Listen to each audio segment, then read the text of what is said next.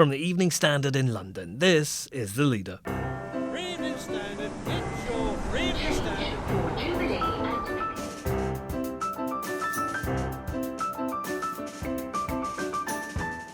Hi, I'm David Marsland. It's not about Brexit, it's about power. Behind all the detail is one big question. Who's got the momentum? Who's in charge? Who's forcing the pace? Who's making other people react? And right now, like it or loathe it, it's Boris Johnson. Our associate editor Julian Glover asks if anyone dare challenge King Boris. Also, government borrowing is up. How's it going to pay for all its promises? And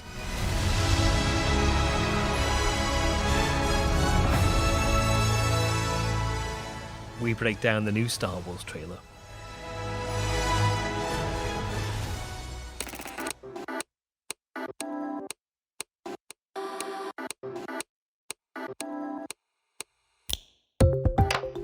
Taken from the Evening Standard's editorial column, this is The Leader. For the whole thing, pick up the newspaper or head to standard.co.uk/comment. In a moment, why the Prime Minister is acting like a monarch.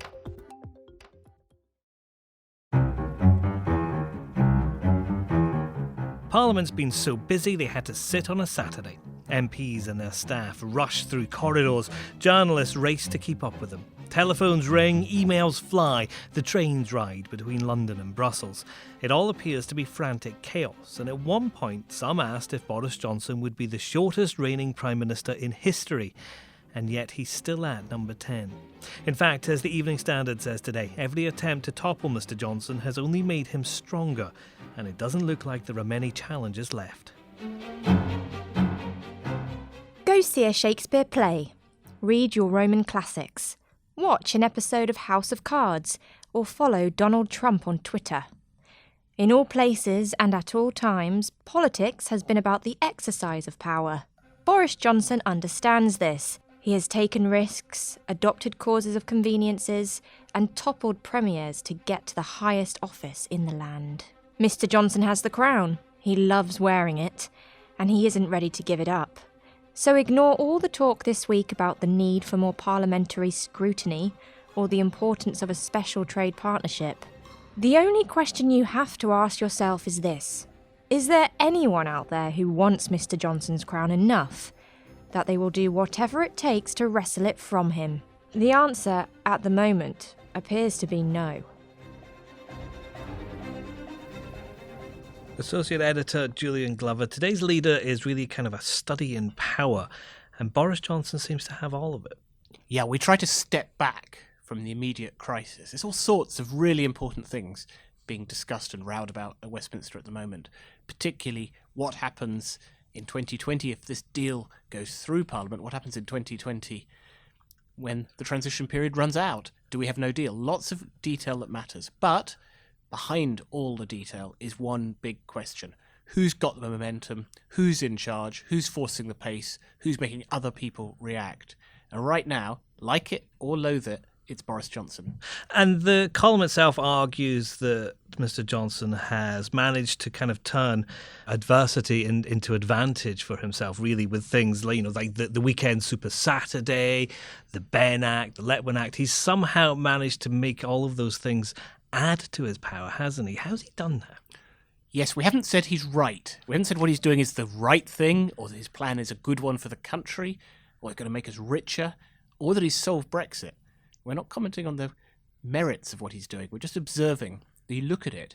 He's driving his way through things people thought couldn't be achieved. He's got something he can call a deal. Whether it is, really, we can debate. He's got a sort of unity in his party. Hardcore Brexiteers, quite a lot of the Tory rebels back on board. Is that really unity? You could debate it, but it looks like it. And he's doing it by pushing on, by having a plan, by splitting his opponents. So nobody can agree on another plan. In the end, all powerful people in politics are toppled, and they're normally toppled when all their opponents gang up on them. Boris Johnson's great strength at the moment is his opponents are all over the place. They can't agree if they don't want Brexit or they do want Brexit. They can't agree if they want one kind of Brexit or another kind of Brexit. They can't agree if they want a referendum or they want revoke. They are constantly split. Even the 21 Tory rebels who bravely and rightly stood up against no deal, the threat Johnson used to force his deal through because he made people afraid of no deal that they accepted almost anything else. Hasn't gone through yet, but it's getting there. So the threat is, if you don't let me get my way, something worse is going to happen. He keeps pushing from the extremes, and the centre is split all over the place. And the Labour Party, which is the opposition, the ones who should be preparing to take over from power, we kind of say that they're just not being ruthless enough. So that's the extraordinary thing about the argument we make in today's leader. Normally, it's obvious who's the person who's out to get the crown, who's going to push the person out of their job. Unless it's a rebel in your own party, it's the leader of the opposition. But nobody thinks Jeremy Corbyn is now in the right place to win an election, to get a majority, to force the Prime Minister out. Just a few weeks ago, we were talking about this idea of a government of national unity, somehow everybody else coming together to throw out the Prime Minister. Well, he's stuck there. He hasn't got a united opposition, and he'll continue to force his way through until somebody gets together and stops him, and there's no sign of that right now. Given he doesn't have a majority, given that so much of the media stories about him are about the troubles that he's having, do you think Boris Johnson is sitting quietly in Downing Street thinking this is all working out as I expected it to? I think it's probably all more frantic than that. Nobody sits in Downing Street thinking it's going well. You worry about the next 24 hours. You don't quite know where things will head, and the unexpected does happen. But I think he will be feeling he's got somewhere that people said he couldn't get. The downside is that what he's actually doing might be very harmful. Is he worried about that? That's a darker question he'll need to answer himself.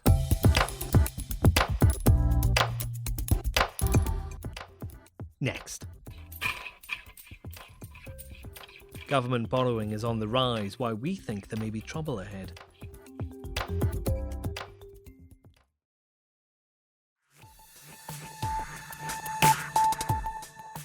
We're only a few weeks away from Chancellor Sajid Javid's budget, and he may have a problem. The Office for National Statistics' latest figures show the first September hike in government borrowing for 5 years. With speculation about a general election looming, we're expecting Mr Javid to offer some sweeteners to voters, but our editorial column's concerned there's a lot of money going out and not so much coming in. What would politics be worrying about if Brexit wasn't taking up all the time? Money. The government promises lots more for the police, the NHS and schools. But where is it going to come from? It's not prepared to raise taxes to pay for these things, so borrowing goes up. Today's figures show that at £9.4 billion, borrowing is up on the same month last year.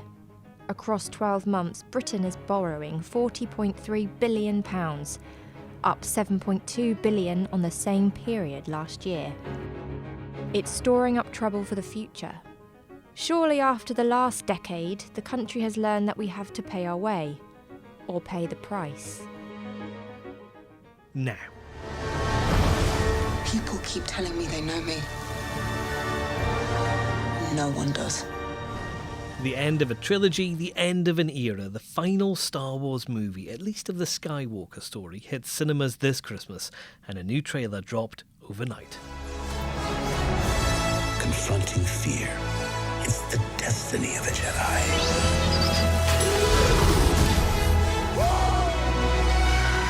Your destiny.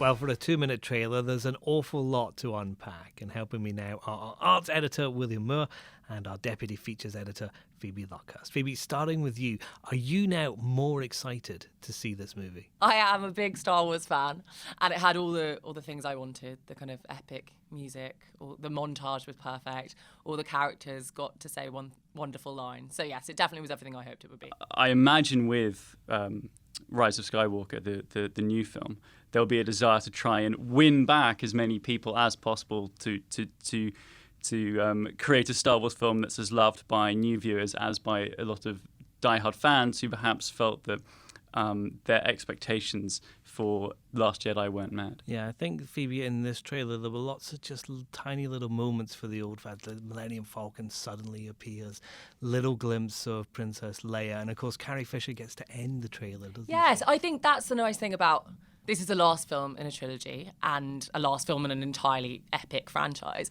And I think there is an element of being able to kind of tie up all of these loose ends that mean maybe actually it's an easier film to do anyway. I think it is a kind of special moment. However you felt about all the different films and over the course of the kind of long sequence of them, this one is still, it's the end of a really amazing story. A key element of that nostalgia as well is, of course, the return, as we see from the trailer, of the evil emperor, played again by the great Ian McDiarmid, which feels to me a little like this, like a sort of return of Moriarty in a way. I mean, because it's a character that fell to his, we presume to his death in the end of Return of the Jedi, and is obviously now back again. And I think that will have a big sense of nostalgia, the idea of essentially the big baddie of all of these Star Wars films coming back for one last hurrah.